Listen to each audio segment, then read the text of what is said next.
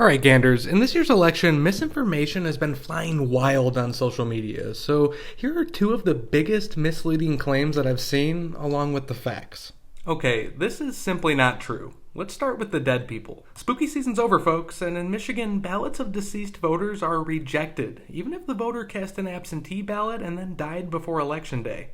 Election officials have investigated it, and lists that have circulated online that claim to show otherwise have all been shown to be inaccurate. As for the claim of people who are not citizens tipping the scales in this year's election, that's another far cry from reality. The truth is, there was one University of Michigan student from China who allegedly cast one ballot despite not being a U.S. citizen.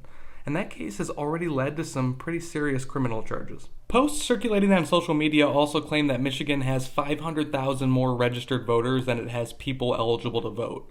It's a point that's been used to suggest possible fraud in the system, but the claim ultimately misrepresents Michigan's voter registration data. Here's the deal. Michigan has a voting age population of about 7.9 million people, but it has approximately 8.4 million registered voters. And that might seem strange until you consider that about 1.2 million of those registered voters are what the state considers inactive voters.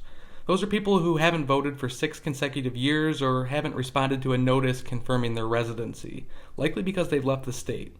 State and federal laws require those names to stay on the books, and hundreds of thousands of them are set to be automatically removed from the voter rolls in accordance with the law over the next several years. Inactive voters are still eligible to vote, of course, and would have to show their ID if they vote in person.